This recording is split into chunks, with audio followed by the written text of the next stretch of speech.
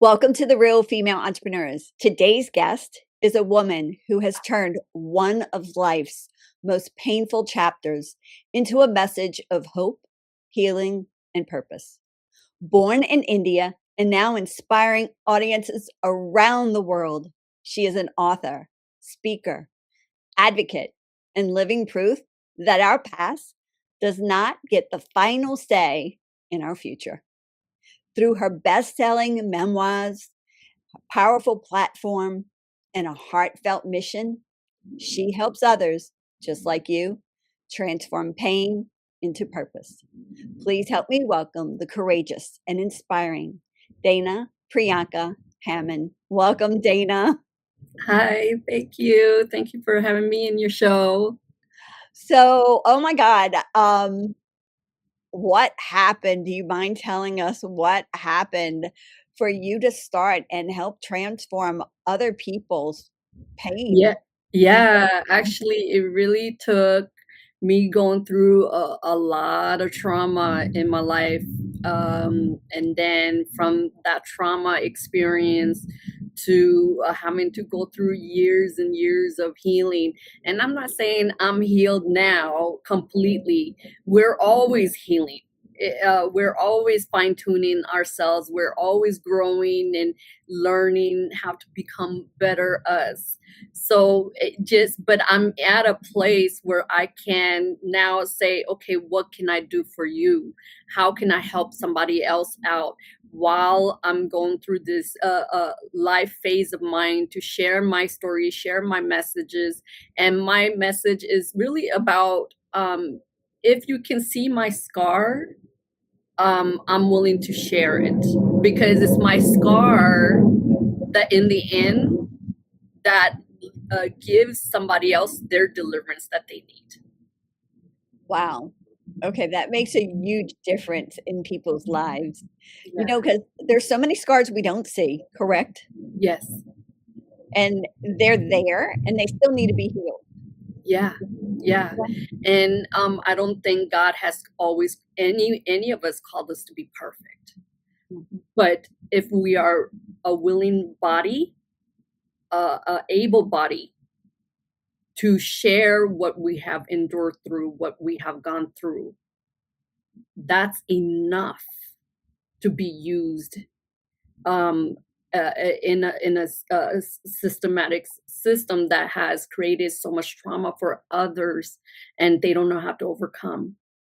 And I think the real key is, if you're able to share how you have overcome and how you have endured, and it's not necessarily about, oh well, I'm the superwoman or superman of this world. That's not really what it's about. You can't necessarily become a superhuman, because we're humanly, we feel, we're sensitive, we go through things, and so but sometimes there we have to lean on the one that is more superior than us, and to be able to gain that healing and enough where we're not vomiting all over the place, and we can share a positive message across the stage and say, you know what, if I can live through going through at the age of 4,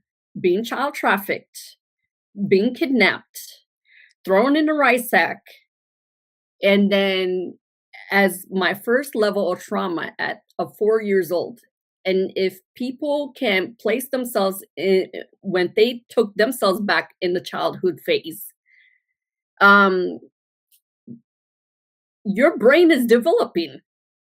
Mhm. That is the most crucial time where you need safety, protection, covering, because that is in that developing phase.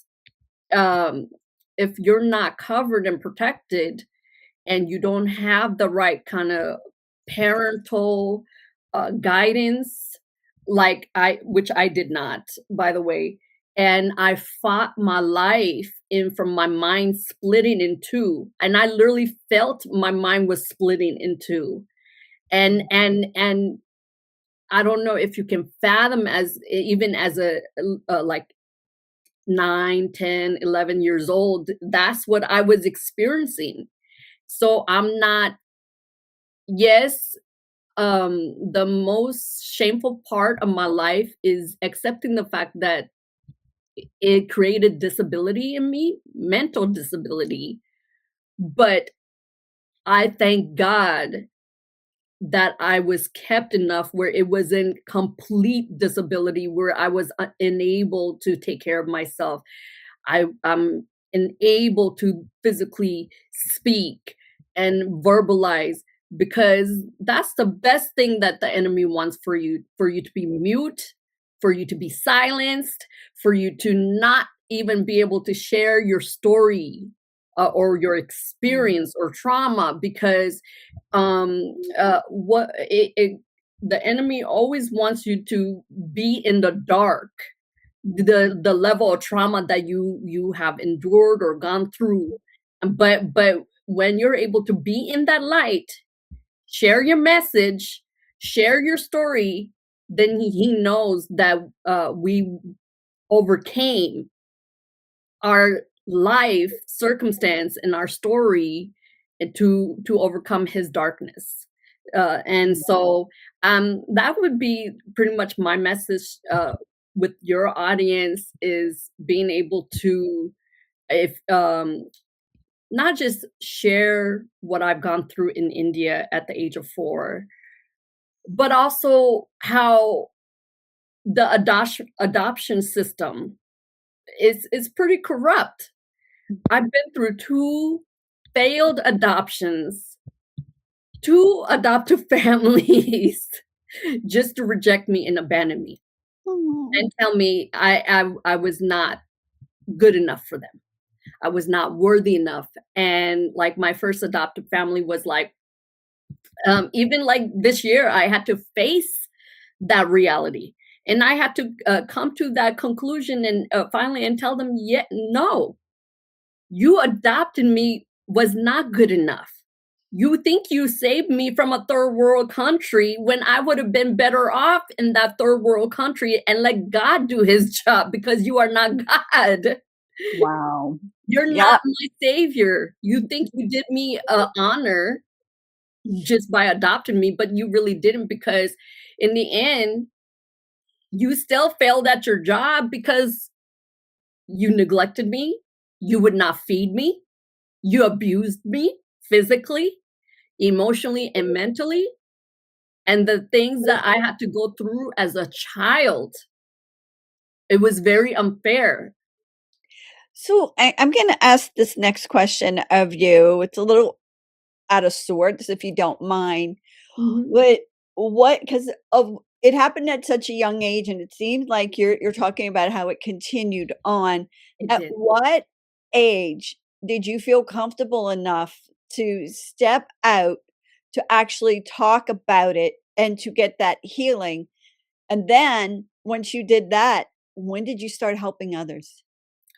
Um, I didn't even honestly, when you grow up with so much trauma, you don't think you're gonna come out of it. Mhm.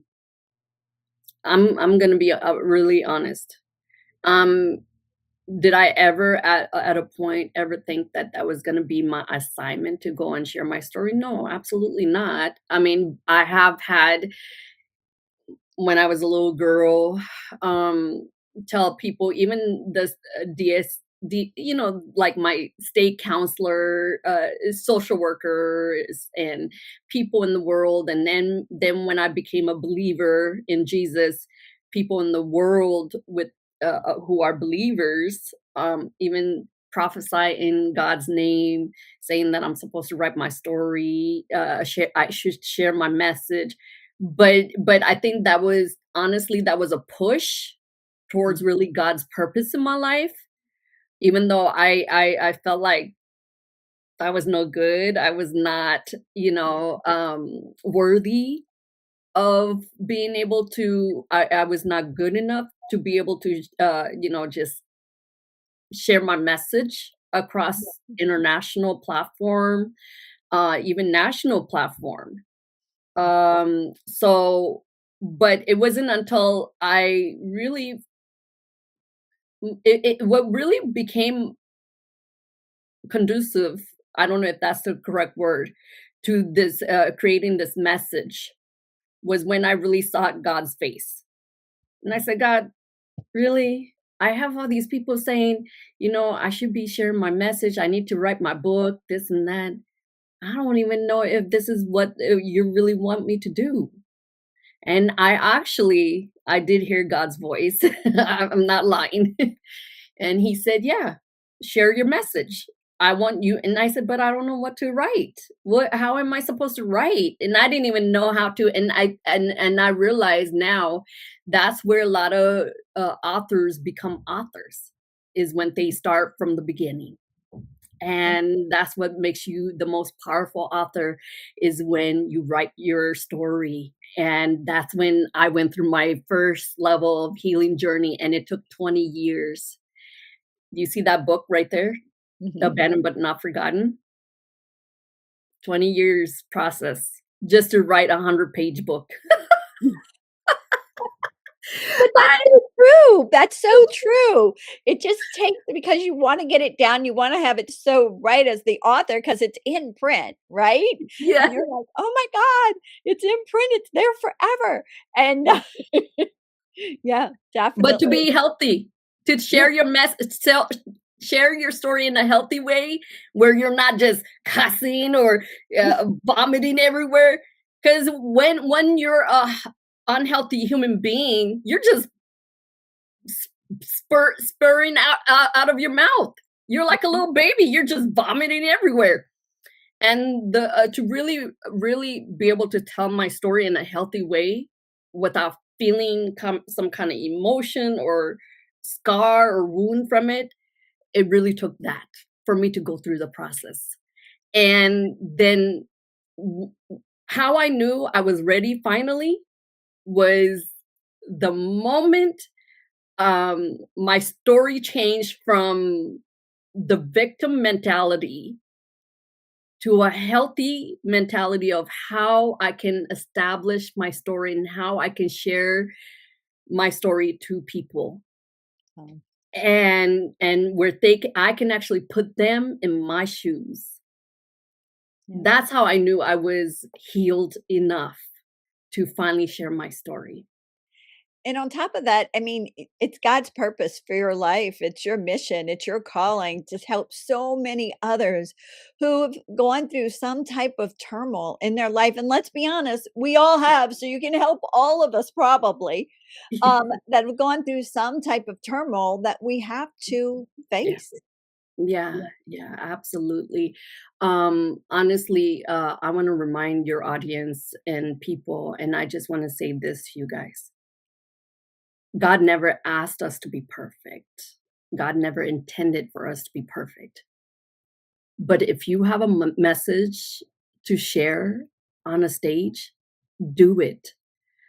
And it can be as simple as as writing your story on paper. And it doesn't matter how sloppy it looks, just do it and Mhm. you will be blessed. That's the message I want to share. Yeah, I mean, here it is, getting on a platform like this, getting Yeah, on a regular stage, yeah, getting on, maybe not even in video. If you could just do it from a perspective of just podcasting, that's even perfect. That's great. Whatever absolutely. you can do, wherever you're at, if it is just writing a blog. And Right I don't there. and I don't mean to just say just, but Yeah, some people think that that's good enough. What yeah, about just writing having a newsletter and creating a monthly newsletter? absolutely. Whatever you feel like speaks to you. Mhm, And I feel like whatever speaks to you, listen to that. mhm, Whatever speaks stronger to you, listen to that. Because not everybody is meant to be an author. Not mhm, everybody is meant to be a news writer or a blogger or whatever it is. But however you feel like you can share a message to make a change in this world, make a difference in somebody else's life, mhm, I say do it. And for me, Angel, I would say, it really took for me to see and experience, be the agent in the corrupted world system. Mhm. Um, be and a lot of people say, "Oh, you act like a victim." I'm not gonna behave like a victim. I'm not acting, but I'm being a truth teller. I was a victim. I'm not a victim now because of what I've become. But as a victim, and someone who didn't have a choice in my own life, being thrown in the adoption system because you I don't if many of you guys know, there is a such thing called adoption trafficking. Mm. Being thrown in foster home with the state who don't even give a rat's butt about you. Don't even understand that, hey, your mental health has to be addressed.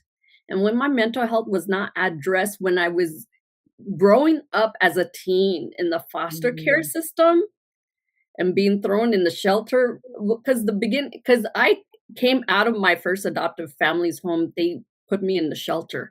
Then I had to grow up in a foster care system, but I it's sad to say that even the system here in America is so corrupt because they don't really care.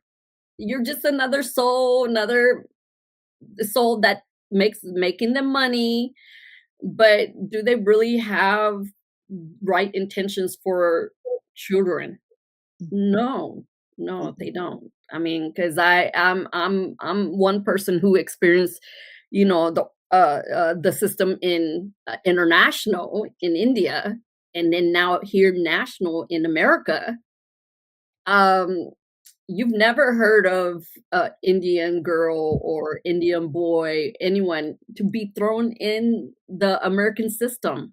I was the only one. I felt like I was the only one, especially when I grew up in Iowa. And Oh. Iowa was my very traumatic place story, because of what I had to endure.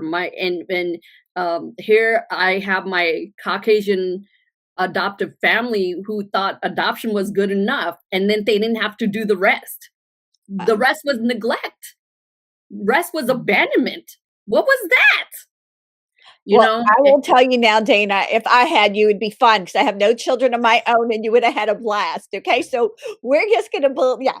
Yeah, I'll adopt you now. It'll be Oh, thank you. Yeah, So, well, everything you've been through, yeah. what would y and you would write a letter to your younger self, what would you tell Mhm. her?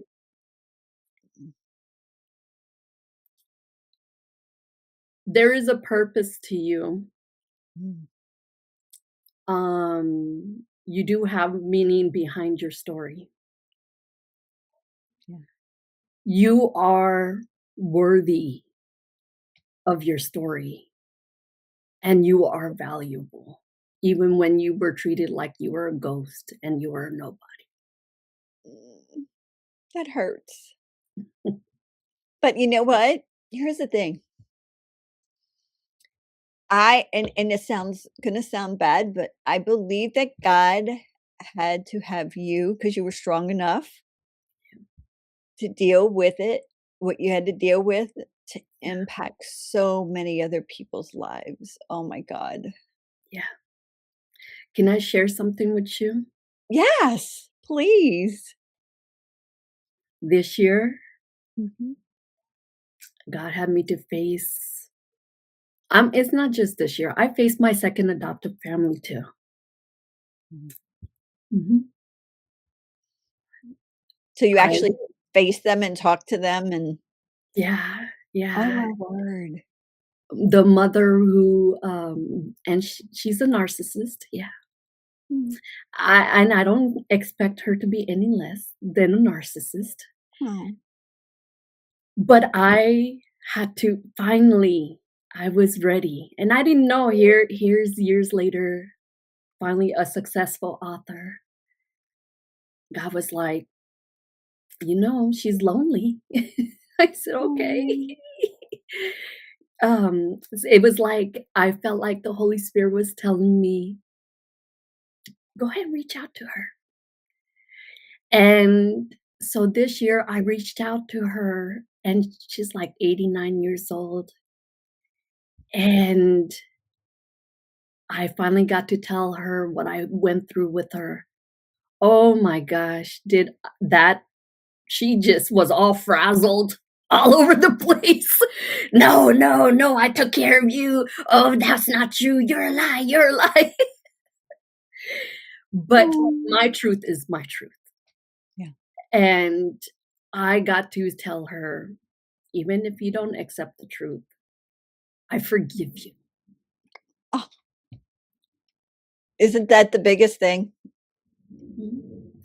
And even with and then her son did reach out to me, her son and his wife. "Oh, how can you do that? You were the most selfish person ever." Well, who's judging me? Because healing is not linear. Mhm. Healing can take 20 years, 10 years from now. You weren't the one who told me that I was finally ready to talk to your mom and tell her I forgive her. So, Wow. how was I really being selfish? In whose eyes was I being selfish? Because she's old and forgetful now? You're at a peaceful place with her, and you have to live your life accepting who she is? Yes, she been through her trauma, but that's the consequence that she has to live with because of the trauma she inflicted on me. And she, if she, even if she does not accept the fact that she abused me, I have to accept the fact that she abused me. And I have to accept the fact and be the mature one, even though I'm much younger than all of you guys. I'm the child, I'm the baby of the family, Mhm. Wow.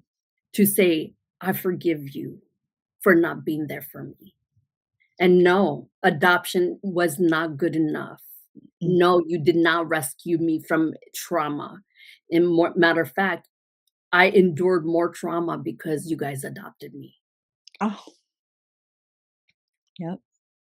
Wow. So, and then, so now I can sleep peacefully because of that. Because I said, I forgive you. Mhm. The very same person who I carried with me for 20, 30, 40 years of my life, I can finally let go of her. Mhm. Even with my second adoptive mom, I noticed that she harbors bitterness towards me. I don't know why, but I tell her, "You know what? I pray that Jesus will help you to forgive whatever you're harboring towards me. I pray that he will help you because you once again you discard me when I was trying to build my relationship up with you again. Yeah. That's the very same rejection and abandonment I've been through with you, and yet you want nothing to do with me. Why? Because I made a mistake? Am I not a human who has the right to make a mistake? Mhm. You're the same human being who makes a mistake, but that doesn't mean you get to decide to walk all over me and treat me like I'm no value to you." And I had to forgive her of that. Yeah. And And that's how I had to walk away to accept my life for where it's at, as uncomfortable as it is right now, Mhm. as and as awkward as it is to be able to face the people in my past. yeah, that's the hardest thing for people, and I think that's a game changer as well. And I think it's a game changer for women who are entrepreneurs too, because if they're willing to face the truth, Yeah. it actually will help them maneuver their business a little more too. But facing those things go ahead, I'm sorry. Yeah, yeah, yeah. No, no. I like how you mentioned that. Honestly, um, I really I knew as a little girl I wanted to be like a entrepreneur. I was like, "Oh," I used to see, I used to watch TV a lot because that was like my headspace of go-to from trauma. get away in my mind. Um, and I used to see on TV as a little girl, like these men and women dressed in business suits, and I said, whatever they are, I want to be that. That's what I want to be when I grow up. And so I never imagined myself like being an entrepreneur or growing up to be an entrepreneur, but I can see how what you're mentioning, that you, in whatever that that is your God-given talent or gift as an entrepreneur, you will have to be healthy enough here to build your content or your product, That's right. or whatever the outcome of your product is. It has to be a message enough, or a product that gives the answer to deliverance for other people and not you. And I think for me, a change happened within me when I stopped thinking about me. Mhm. A change happened within me when I stopped becoming selfish. Well, what about me? What can I get? What can I gain? What can I? And when I changed that mentality of, well, how can I be a byproduct of change for somebody else? Yeah. How can I help somebody else? That's when I realized that my brand, my stories started elevating and growing because of that, because of my change in perspective. I like that. And so, talking about change of perspective and mindset, what do you wish most entrepreneurs, mindset wise, they go and become an entrepreneur when they realize things? What do you wish they would kick to the curb and stop believing? Uh, okay, ask me that question again. Yeah, so we're talking mindset now, Mhm, and how people's, actually they think as an entrepreneur. And there are some things that are myths. mhm. Was Is there a myth that you believe that most entrepreneurs should kick to the curb? I don't know. That's I okay. don't know. I feel like I'm still like a little fish in the water swimming the big sea of sharks. And so I don't really consider myself like totally arrived, and so You have I 6 books. haven't. You have arrived. You Oh have my 6 books. You are a speaker. You are a songwriter even, I heard earlier, and I see that, and you're an God. advocate. I'm sorry, sweetheart, you have arrived, Oh my God, thank you so much. okay? You have arrived, you know?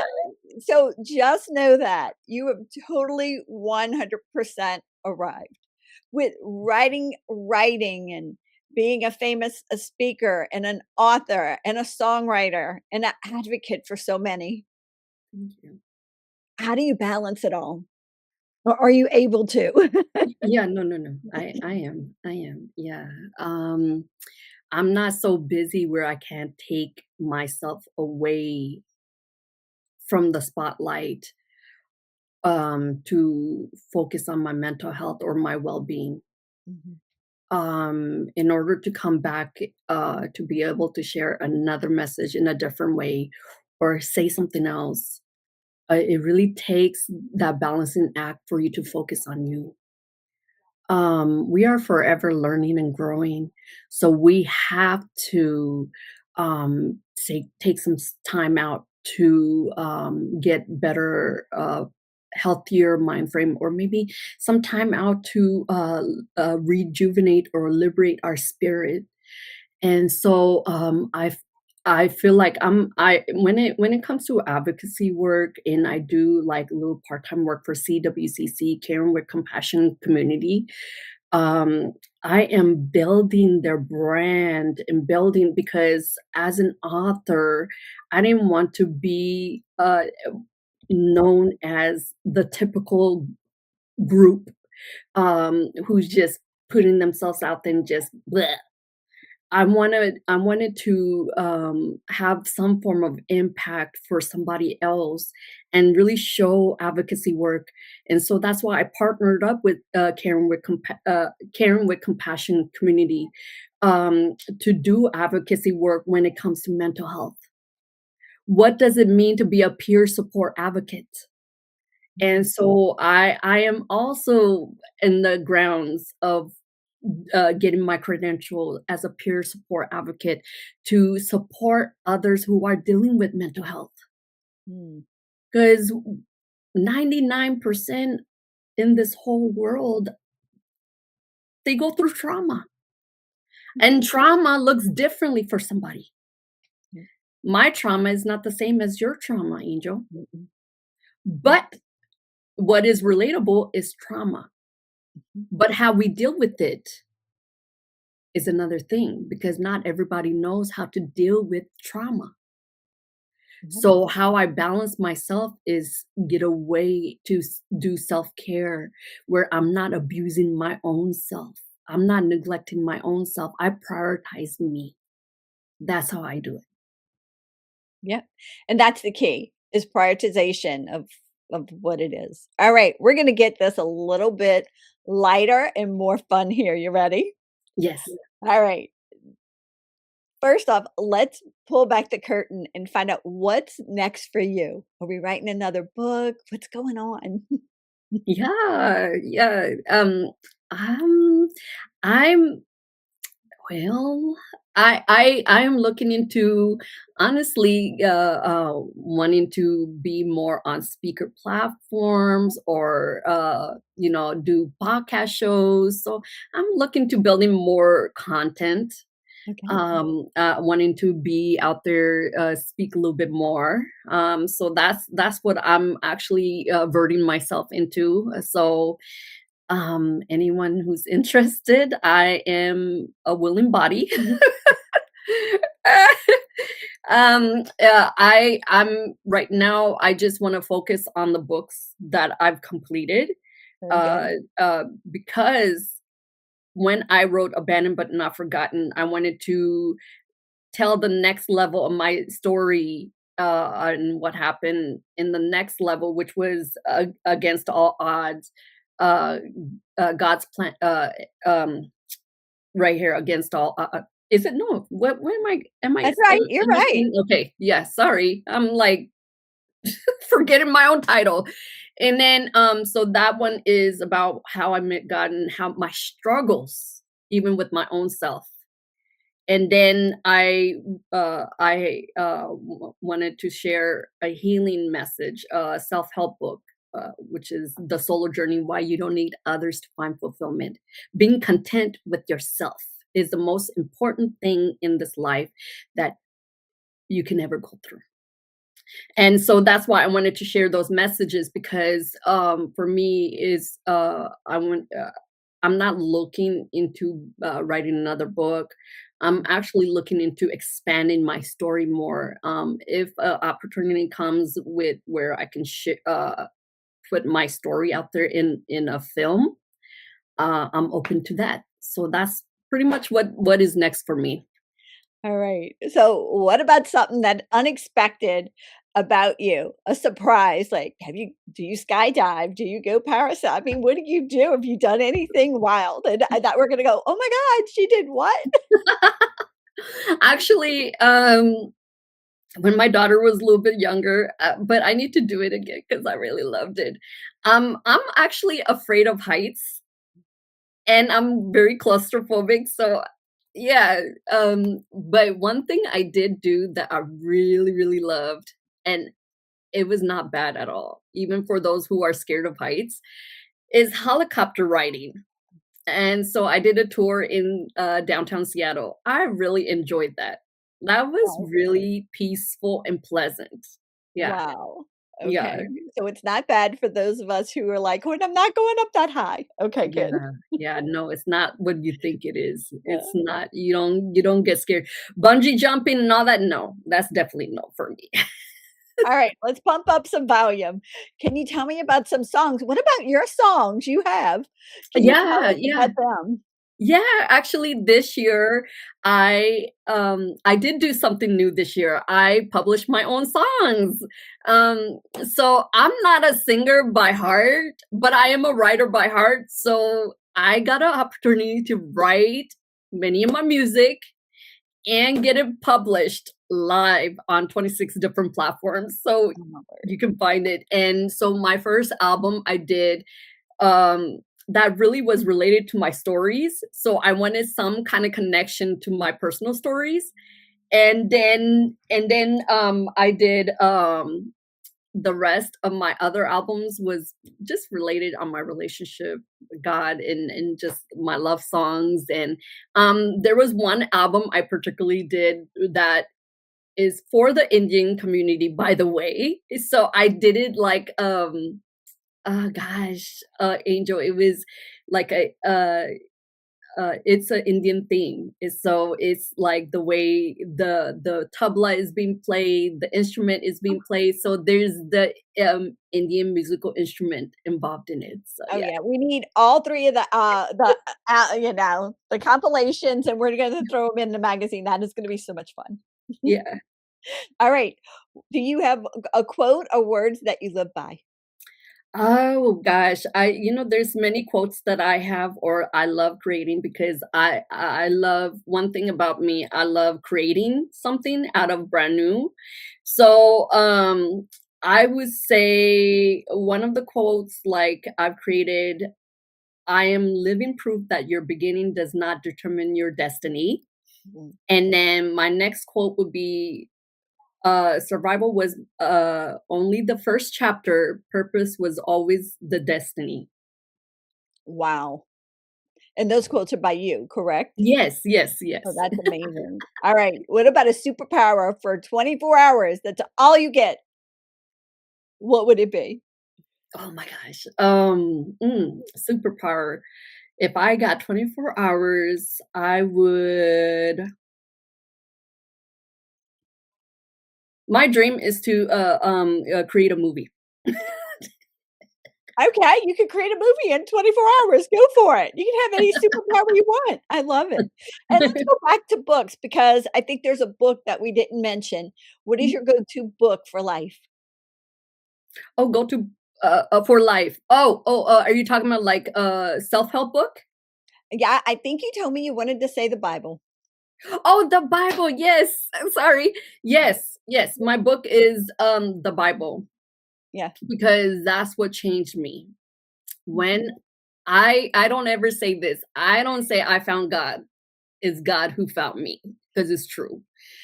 At the age of 20 when I thought I was going to die, the opposite happened. I did not die physically. I actually lived and I got saved and the Lord came and found me. Oh, Yeah, so that became my life changer, and he became my stability. What grounded me to who I am as a person, why I'm able to smile, why I'm able to speak, why I'm able to tell my story in a healthy perspective. love it. Motivation. Do you believe in it? If you believe in it, what do you do to get motivated? My motivation, actually, believe it or not, comes from lack of not having. Mhm. Yeah. My desire, my greater purpose, my greater passion of not gaining anything in the world, not having anything in the world, was not given anything in the world, having to create my own culture in America without a family became my greatest motivation of creating something in my life. Oh, that is so sweet. That is true, though. Yeah. Yeah. Lack in every area makes you want to have and desire to be more than what you're supposed to be, that more than what we think we're supposed to It's be, and supposed we to be. become that person that we are supposed to be. It became my drive to um prove the world wrong, that Mm, when the world said I was a nobody, I said no. mhm. I am somebody. I need to somehow be in that light where I belong. Yeah. Yep.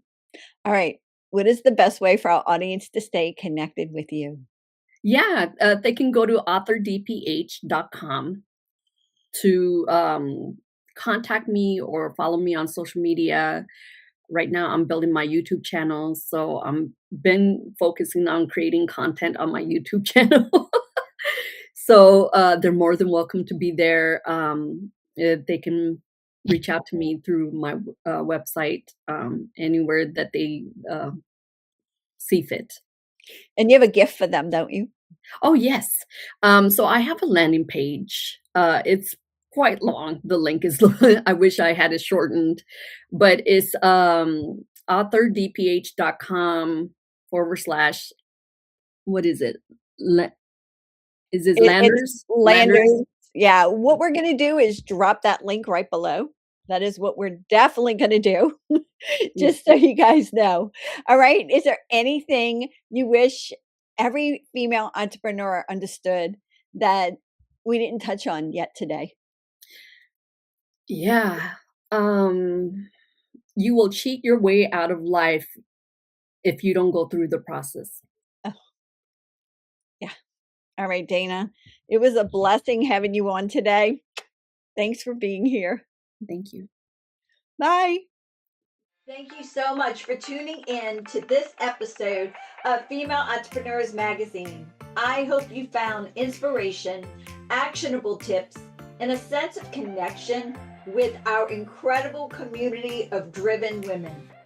Don't forget to hit that subscribe button, leave a review, and share the episode with fellow entrepreneurs who are ready to elevate their game. Remember, your success is just the beginning, and we're here to support you in every step of the way. Until next time, keep shining, keep thriving, and remember, you have the power to create the business and life of your dreams. Stay inspired, and I'll see you in the next episode. Bye.